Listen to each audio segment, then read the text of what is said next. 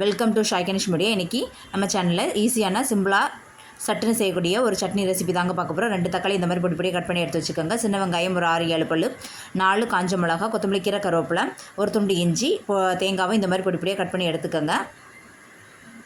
எல்லாத்தையும் மிக்ஸி ஜாரில் ஆட் பண்ணிக்கலாம். ஆட் பண்ணி நல்லா மையாக அரைச்சி எடுத்துக்கலாம். தேவையான அளவு உப்பு ஆட் பண்ணிக்கோங்க. இந்த மாதிரி மையாக அரைச்சி எடுத்ததுக்கப்புறம் ஒரு தாளிப்புன்னு கொடுத்துடலாம். ஒரு 2 ஸ்பூன் நல்லெண்ணெய் ஆட் பண்ணிக்கோங்க. 1 டீஸ்பூன் கடுகு, கருவேப்பிலை ஆட் பண்ணி கடுகு பொட்டினதும் நம்ம அரைச்சி வச்சுருந்த